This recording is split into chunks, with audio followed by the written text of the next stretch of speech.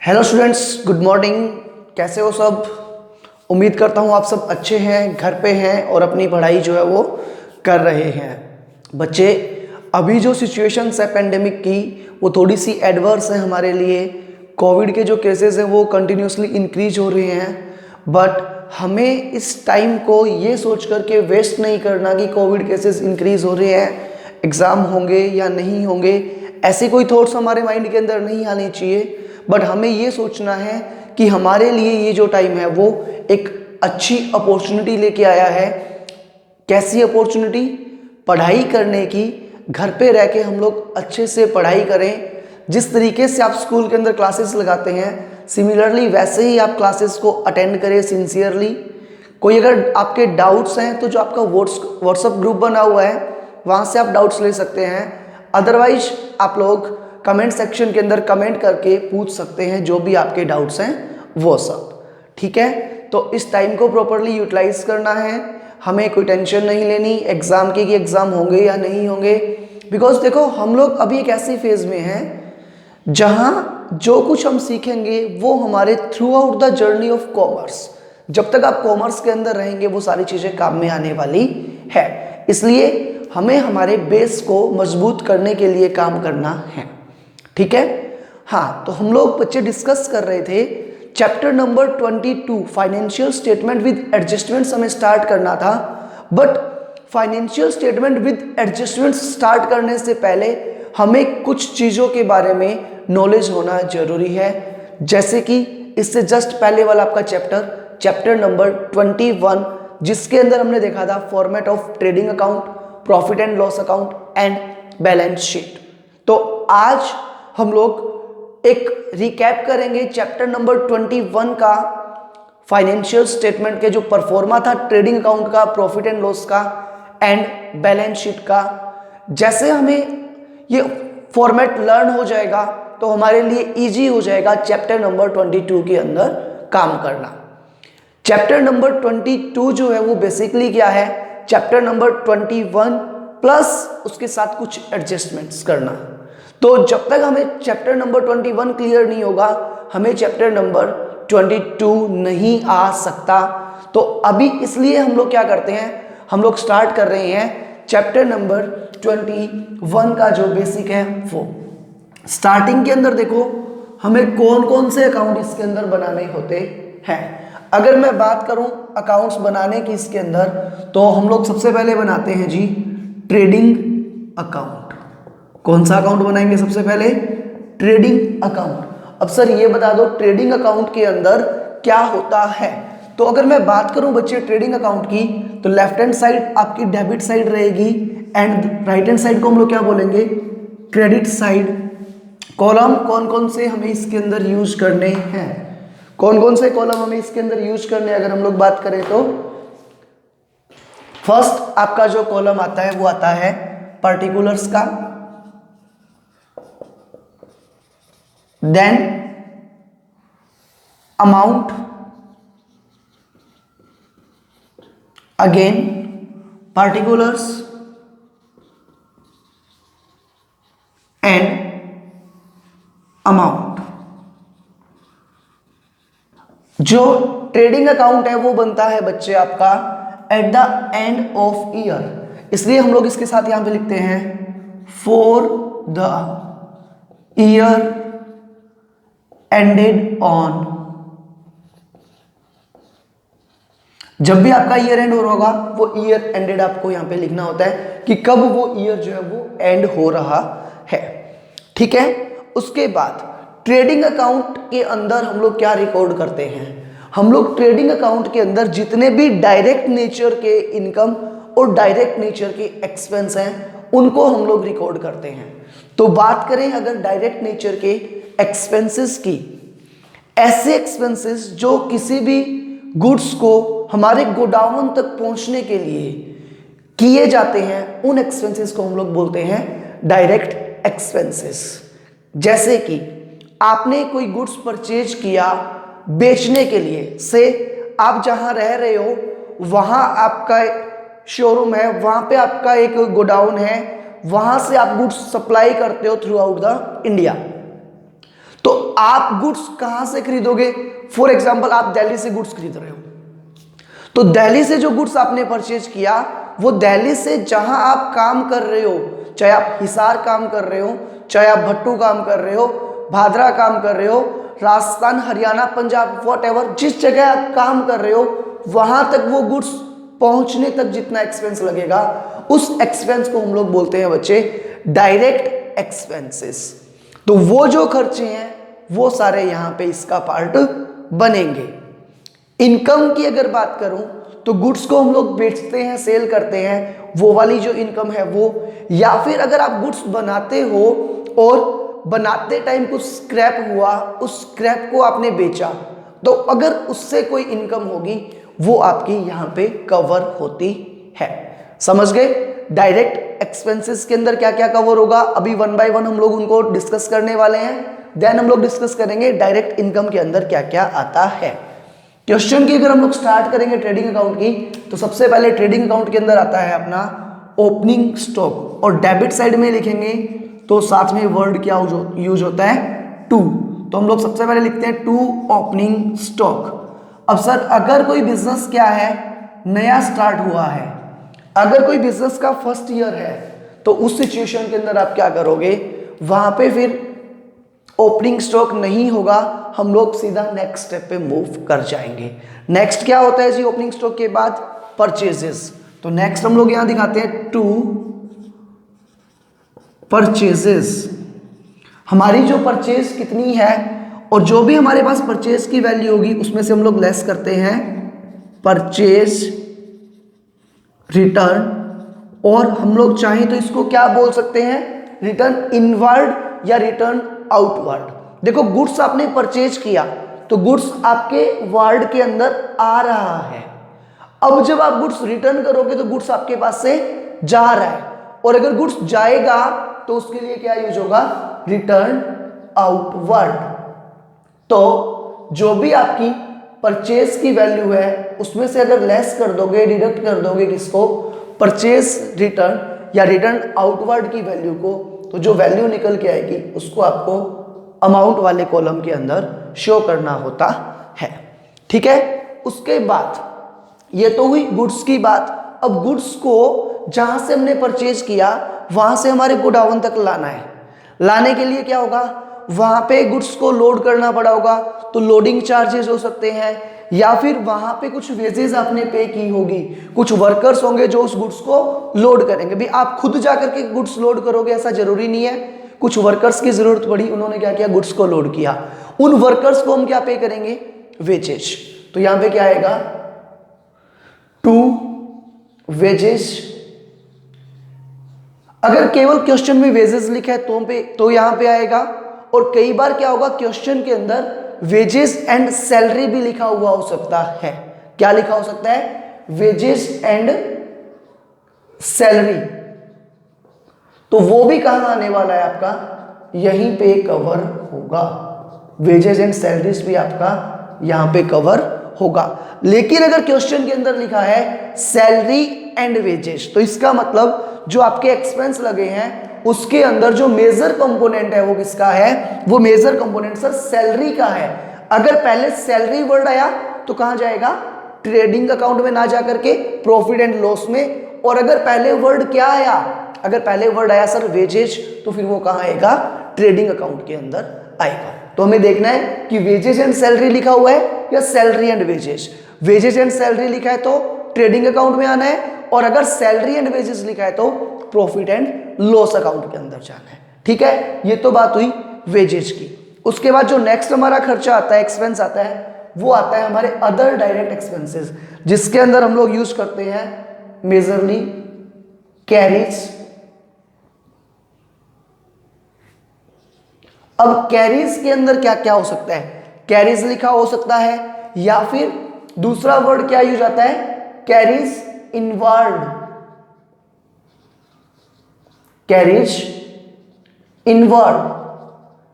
और कई बार इसी चीज के लिए एक और वर्ड यूज करते हैं हम लोग, कैरीज ऑन परचेज। क्या वर्ड यूज होता है? Carriage on purchases. अगर गुड क्वेश्चन के अंदर कैरीज लिखा है, कैरीज इनवर्ड लिखा है या कैरीज ऑन परचेज लिखा है, इट मीन्स वो कहाँ आने वाला होता है, वो आता है हमारा ट्रेडिंग अकाउंट के अंदर। बट अगर क्वेश्चन के अंदर गिवन है carriage on sales, it means क्या हुआ, जो आपका गुड्स है वो आप गोडाउन से कहीं भेज रहे हो, तो भेजने के एक्सपेंस की हमने बात यहाँ पे नहीं की, वो एक्सपेंस फिर आपका कहाँ जाएगा, इसके बाद वाले अकाउंट में। इसके बाद कौन सा अकाउंट बनता है बच्चे, प्रॉफिट एंड लॉस, तो उसको हम लोग कहाँ दिखाएंगे, प्रॉफिट एंड लॉस में। अगर कैरीज लिखा है, कैरीज इनवर्ड है या फिर कैरीज ऑन परचेज है तो आएगा ट्रेडिंग के अंदर। अगर लिखा है कैरीज ऑन सेल्स तो फिर वो कहाँ जाएगा, उस केस में वो जाएगा हमारा प्रॉफिट एंड लॉस अकाउंट के अंदर। ठीक है, इसी तरीके से अगर हम लोग फैक्ट्री में वर्क करते हैं तो कुछ एक्सपेंसेस और होते हैं, जैसे कि फैक्ट्री में अगर काम करोगे, आपकी गैस की कोई मशीन ऐसी है जो गैस पे काम करती है, तो फिर गैस पे काम करने वाली मशीन के लिए गैस कंजम्पशन हो सकता है गैस का, या फिर अगर आपके गोडाउन के अंदर मशीन्स लगी है जो मशीनरी इलेक्ट्रिसिटी से चलती है, तो वो मशीनरी क्या करती है, हैवी पावर कंजम्पशन करती है, तो उसके लिए क्या लगेगा, इलेक्ट्रिसिटी वर्ड यूज नहीं होगा, क्या होगा, पावर। और क्या हो सकता है, कुछ मशीनरीज ऐसी होती है जो फ्यूल से चलती हैं, तो यहां पे गैस, फ्यूल और पावर। अब हो सकता है क्वेश्चन में केवल गैस गिवन हो, केवल फ्यूल गिवन हो या केवल पावर गिवन हो।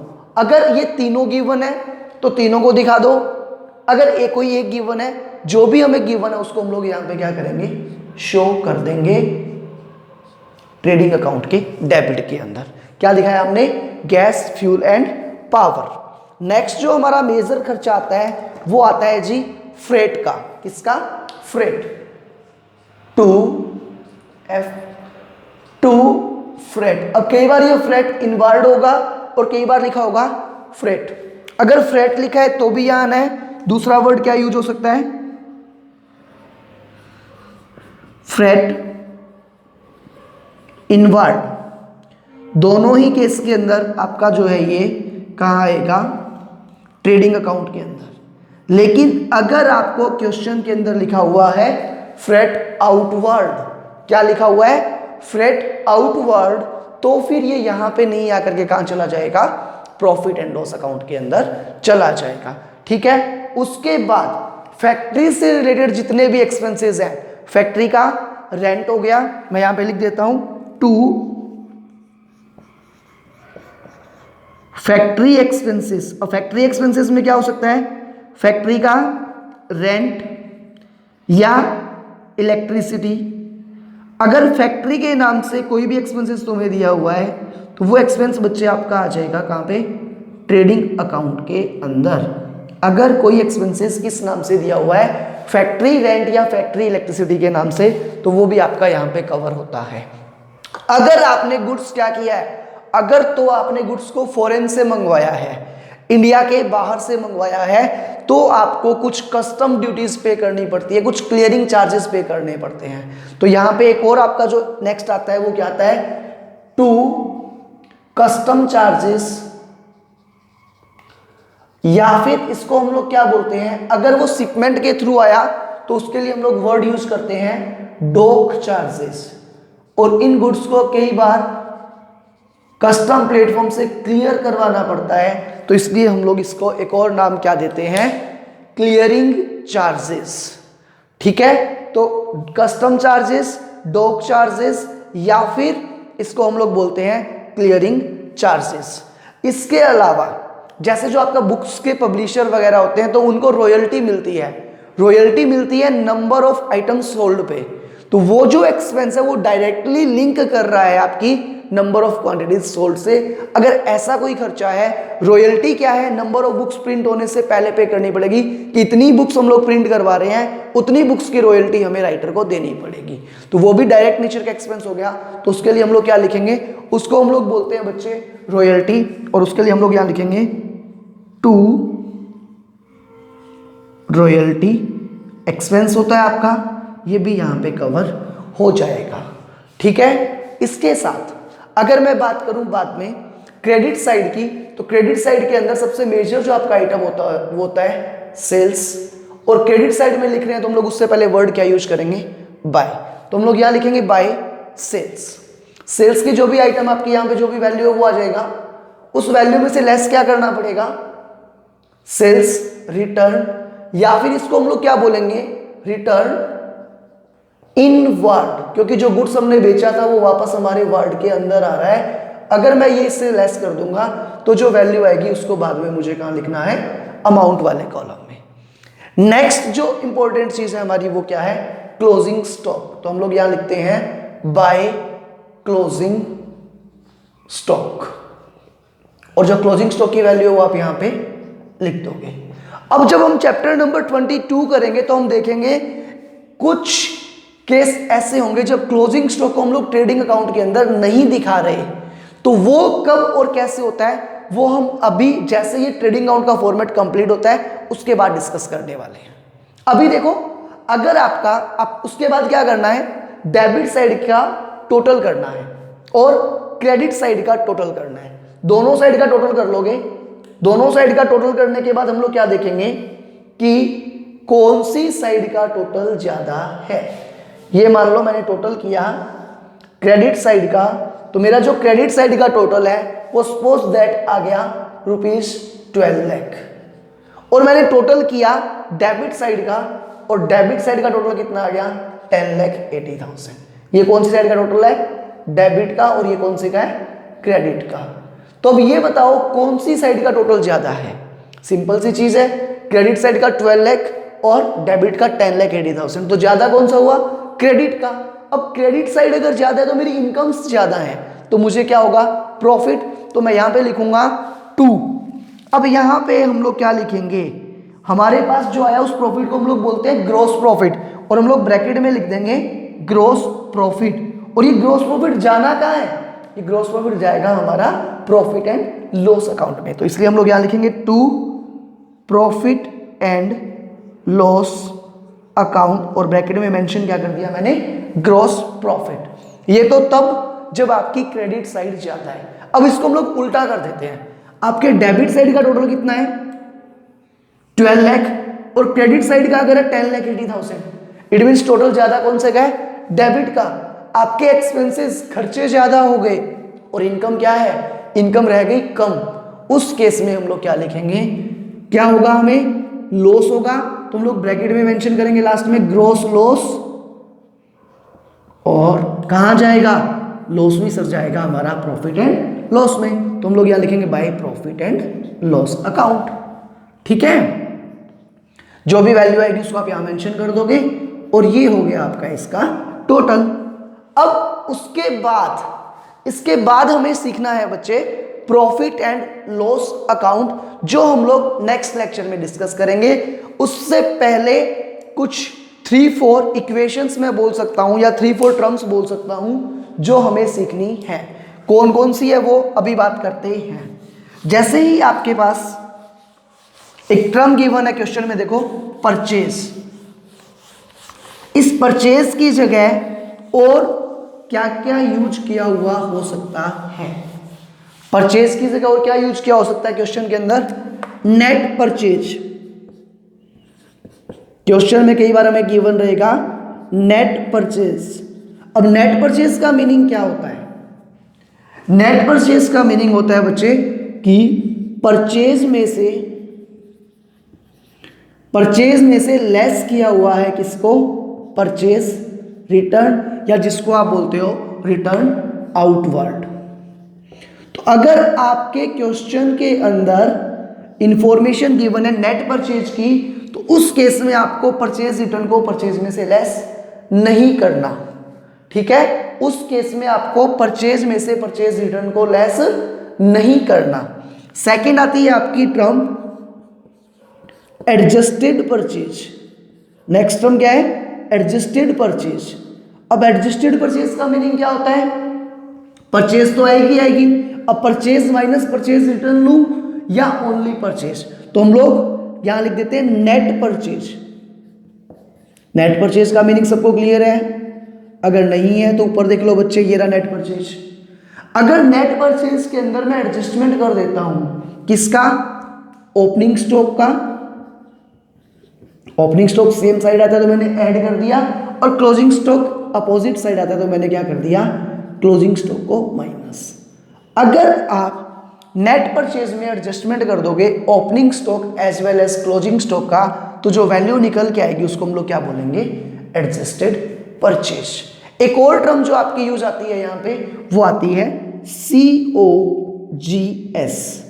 Cost of goods sold. अब COGS कैसे निकालते हैं, तो देखो एडजस्टेड परचेज, हमें टर्म क्या यूज करनी है, एडजस्टेड परचेज।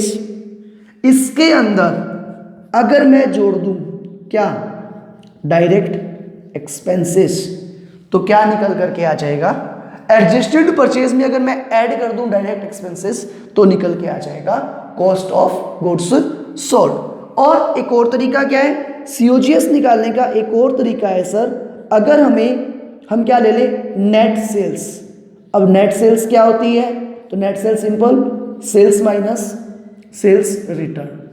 ठीक है, अगर मैं सेल्स रिटर्न में से क्या लेस कर दूं, सॉरी, अगर मैं नेट सेल्स में से क्या रिटर्न कर दूं, ग्रॉस प्रॉफिट, तो भी क्या निकल के आ जाएगा, COGS। एक और तरीका, अगर क्वेश्चन में ग्रॉस लॉस आ रहा है तो फिर COGS is equals to net sales plus gross loss. ठीक है, net sales plus gross loss, ये कुछ टर्म्स हैं जो आपकी यूज आने वाली हैं चैप्टर नंबर 21 से चैप्टर नंबर 22 में। तो एक बार आप इन इक्वेशन के लिए स्क्रीनशॉट ले लीजिए अगर आप लेना चाह रहे हैं तो। ठीक है, अब ये सारी चीज आपको अच्छे से रिवाइज करनी है।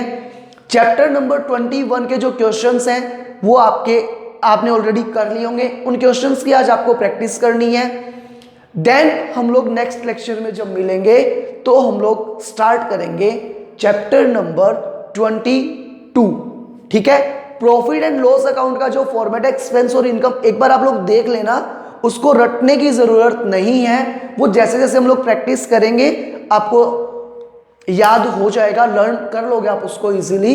बट ये चीजें आपको क्लियर होनी जरूरी है, इसलिए पहले आप क्या करेंगे, इन सब चीजों को अच्छे से लर्न करेंगे, फिर हम लोग स्टार्ट करेंगे चैप्टर नंबर 22।